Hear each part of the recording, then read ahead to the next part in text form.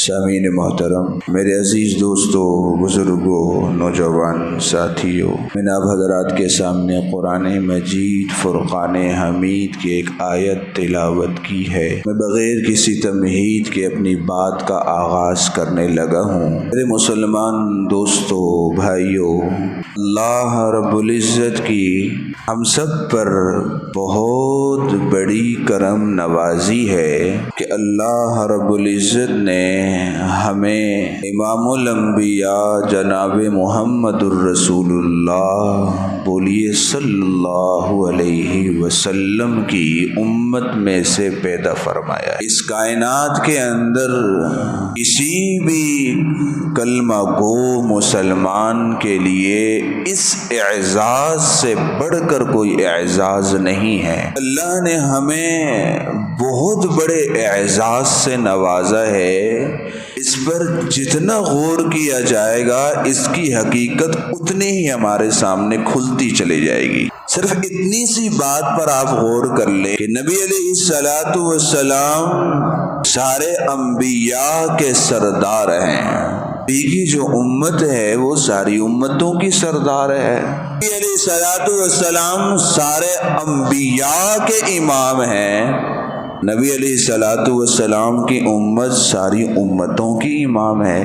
تو سارا چکر ہی سرداری کا ہے۔ دنیا میں جو چل رہا ہے، اللہ نے ہمیں بن مانگے سردار بنا دیا، ہم نے تو نہیں مانگا۔ تو یہ اللہ کی کرم نوازی ہے نا۔ آنکھیں کھولی ہیں تو لا الہ الا اللہ کی صدائیں کانوں پر پڑی ہیں۔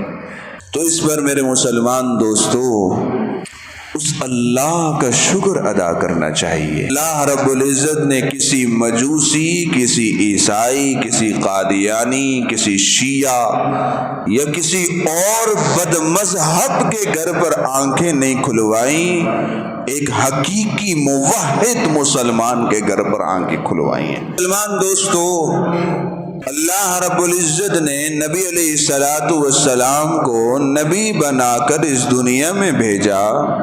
میرے نبی کی نبوت کے کچھ مقاصد تھے، بلکہ ہر نبی کے نبوت کے مقاصد ہوا کرتے ہیں۔ ان مقاصد کو لے کر نبی اس دنیا میں آتا ہے۔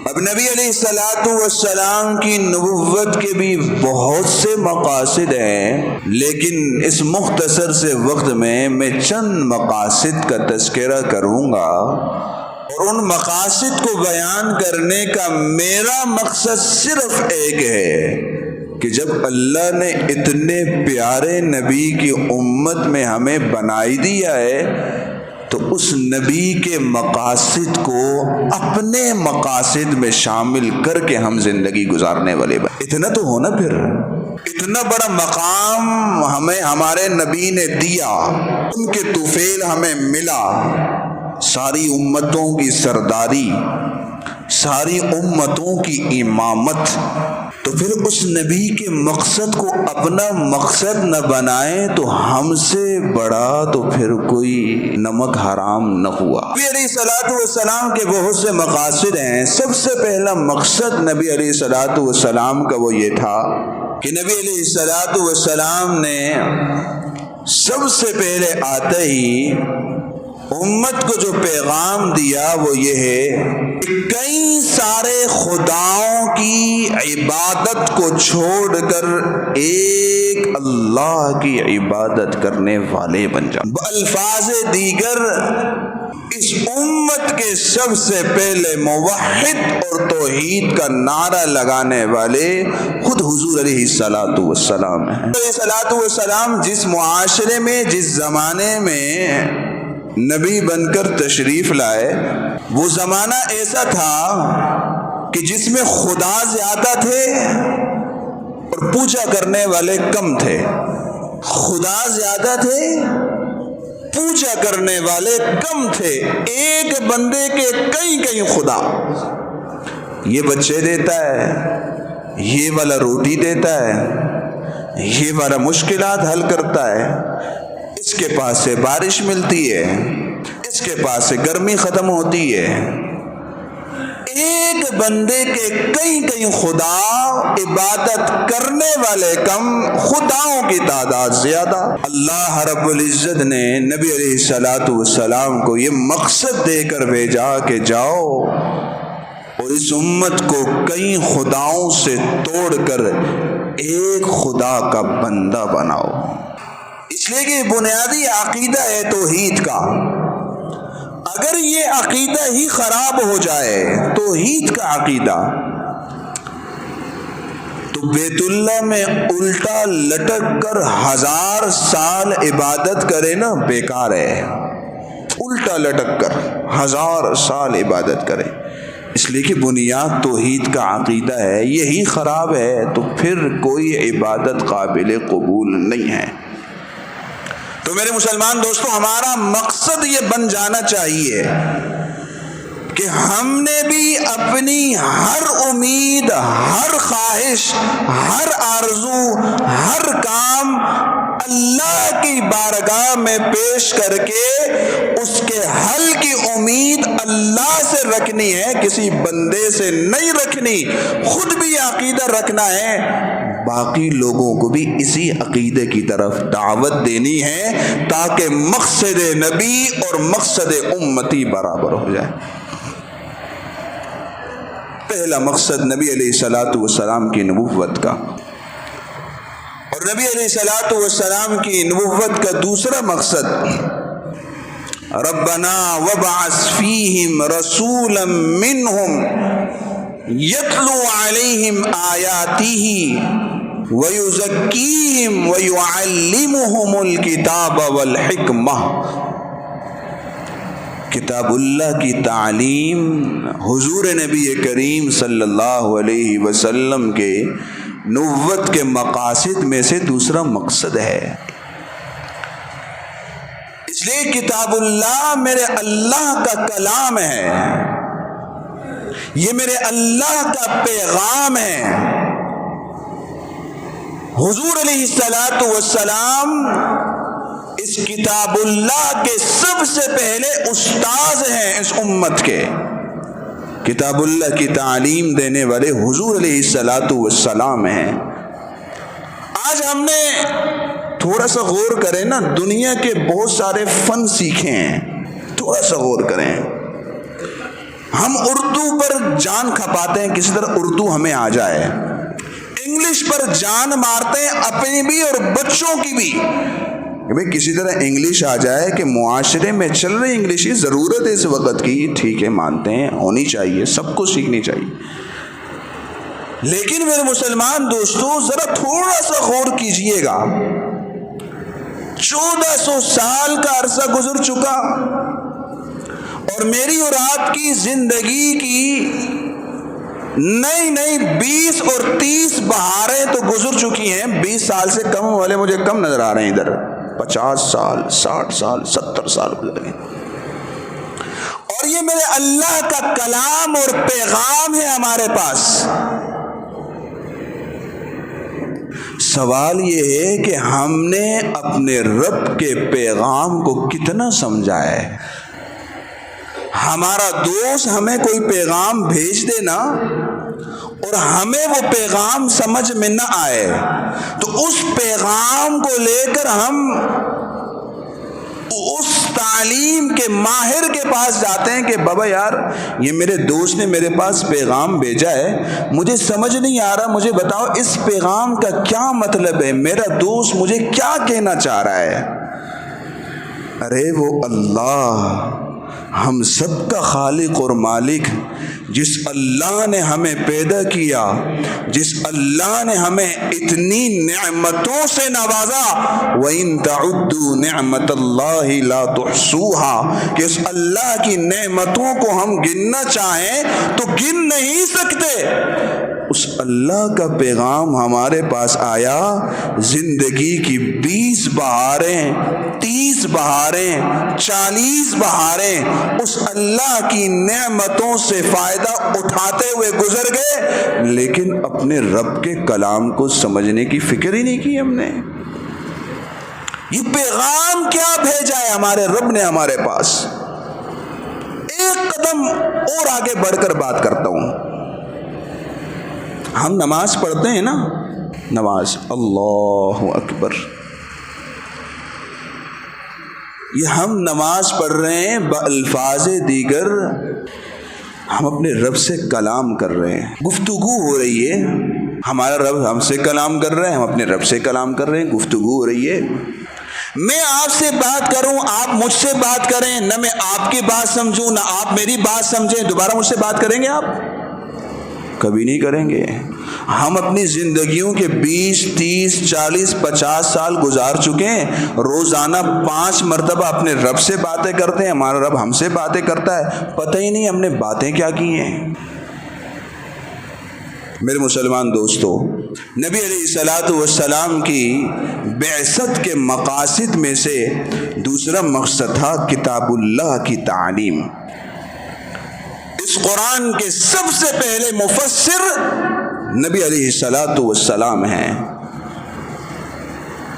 اس لیے کہ اللہ تعالیٰ نے حضور علیہ الصلوۃ والسلام پر اس پیغام کو بھیجا. حضور علیہ الصلوۃ والسلام نے صحابہ کرام کے اس کے پیغام کو سمجھایا اور پہنچایا. تو میرے مسلمان دوستو، ہم اگر حضور کے پکے سچے امتی ہیں نا، اس مقصد کو اپنی زندگی کا مقصد بنا لیں، کتاب اللہ کو خود بھی سیکھیں اور دیگر لوگوں کو بھی سکھانے والے بن جائیں. قرآن کا ترجمہ تو ہم کیا خاک سیکھیں گے؟ ہمیں تو قرآن پڑھنا نہیں آتا. زندگی کی اتنی بہاریں گزار چکے ہیں، لیکن میرے مسلمان دوستوں، نا امیدی نہیں ہے.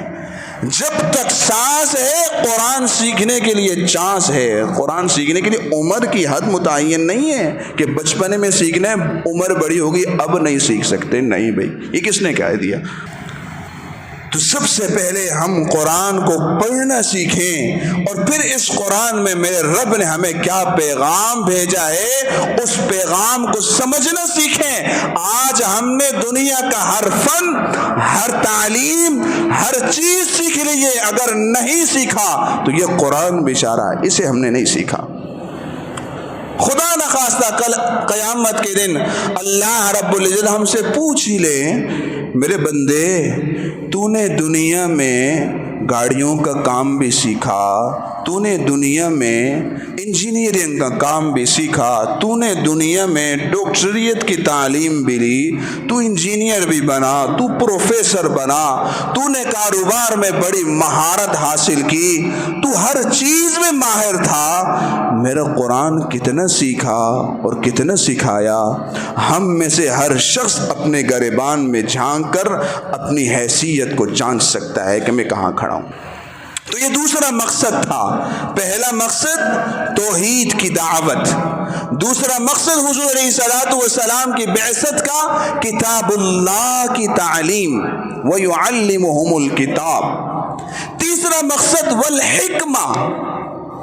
حضور علیہ الصلوۃ والسلام صرف کتاب کے معلم نہیں تھے، حکمت کے بھی معلم تھے، دانائی کے بھی معلم تھے. اب آپ کے ذہن میں آ رہا ہوگا حکمت سے مراد یہ حکیمی کام ہے، ہرگز نہیں. حکمت سے مراد یہ والا حکیمی کام مراد نہیں ہے. حکمت سے مراد دانائی ہے. جس شخص کو حکمت کا فن آ جاتا ہے، حکمت کی تعلیم حاصل ہو جاتی ہے، اس شخص کے لیے اپنے ہدف تک پہنچنا بالکل آسان ہو جاتا ہے. اس شخص کے لیے حق اور باطل کے درمیان فرق کرنا بالکل آسان ہو جاتا ہے. ہمارے معاشرے میں بھی کہتے ہیں نا، فلاں شخص بڑی حکمت و بصیرت والا ہے، اس کے پاس چلے جاؤ، وہ مسئلے کا راستہ اور حل ایسے نکالتا ہے کہ آدمی حیران و پریشان ہو جاتا ہے. حکمت سے مراد یہ ہے.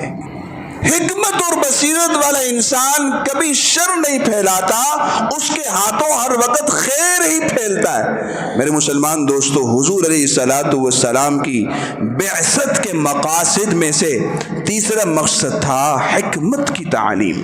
پہلا مقصد توحید کی دعوت، دوسرا مقصد کتاب اللہ کی تعلیم، تیسرا مقصد حکمت کی تعلیم، اور چوتھا مقصد حضور علیہ الصلوۃ والسلام کی بعثت کا وما ارسلناک الا رحمۃ للعالمین، اے نبی ہم نے آپ کو سارے جہانوں کے لیے رحمت بنا کر بھیجا۔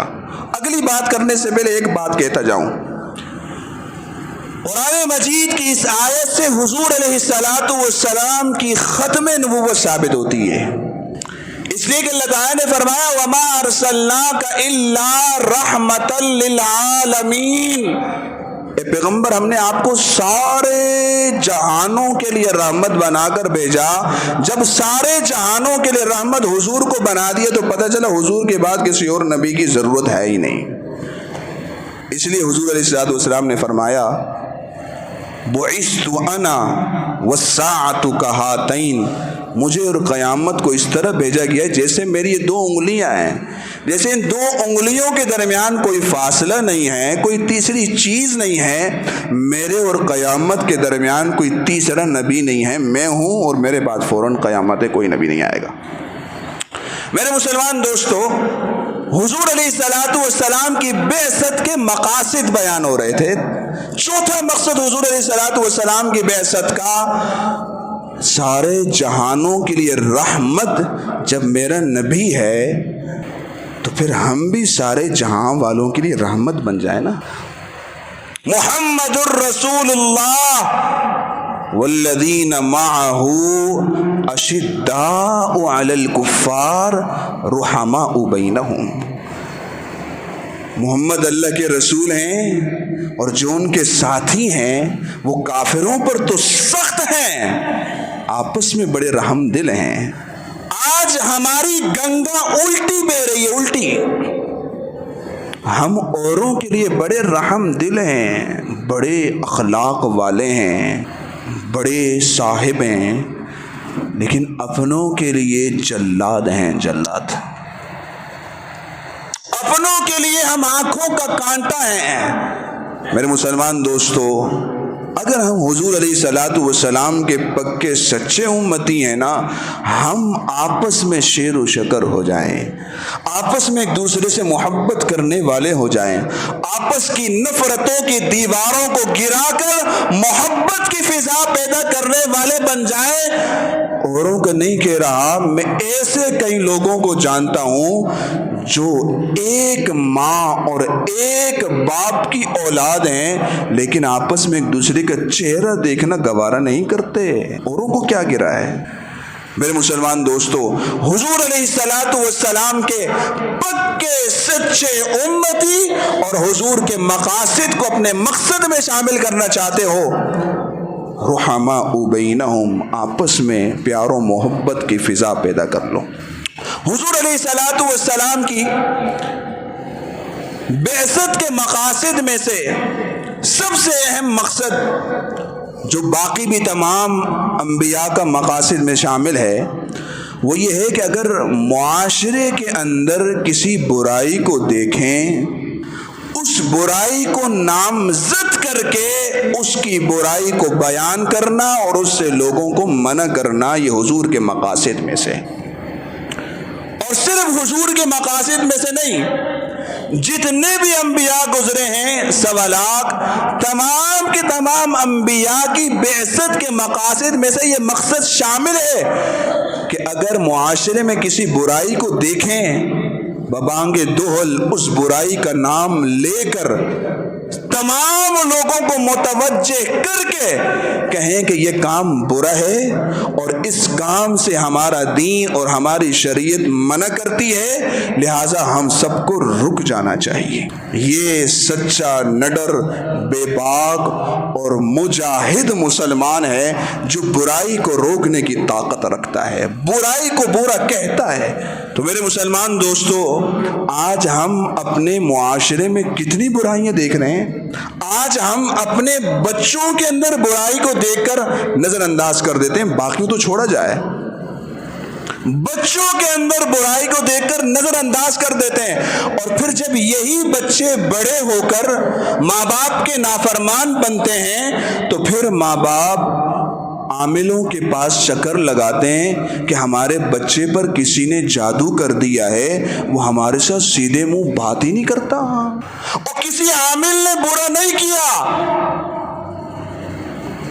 کسی جادوگر نے برا نہیں کیا، آپ اپنے بچے کے لیے جادوگر خود بنے ہیں، آپ اپنے بچے کے دشمن خود بنے ہیں کہ جس وقت آپ نے اپنے بچے کے اندر برا کام دیکھا اور دیکھ کر چشم پوشی کر لی، نظر انداز کر دیا، وہیں آپ اپنے بچے کو لگام دے دیتے، آج آپ کا بچہ آپ کا نافرمان بالکل نہ ہوتا۔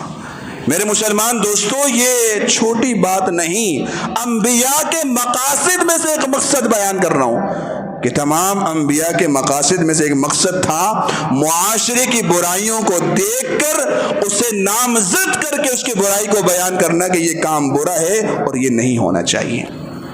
اسی طرح انبیاء علیہ السلام کی بعثت کے مقاصد میں سے سب سے اہم مقصد یہ ہے، حضور علیہ السلام نے فرمایا انما بعثت لاتمم مکارم الاخلاق، کہ میں اچھے اخلاق کی تکمیل کے لیے بھیجا گیا ہوں۔ اسی لیے قرآن مجید میں اللہ رب العزت نے حضور علیہ السلام کی اخلاق کی تعریف کرتے ہوئے فرمایا انک لعلی خلق عظیم، اے پیغمبر آپ تو اخلاق کے اعلیٰ ترین مرتبے پر فائز ہیں۔ میرے مسلمان دوستو، آج ہم اپنے معاشرے کے اندر ہر ایک اپنے گریبان میں جھانکے اور اپنے اخلاق کا معائنہ کرے اور دیکھے کہ میں کن اخلاق کا مظاہرہ کرتا ہوں اپنے گھر میں، اپنے بچوں کے ساتھ، اپنی بیوی کے ساتھ، اپنے پڑوس والوں کے ساتھ، اپنے معاشرے والوں کے ساتھ، اپنی گلی والوں کے ساتھ، اپنے محلے والوں کے ساتھ، اپنے خاندان والوں کے ساتھ۔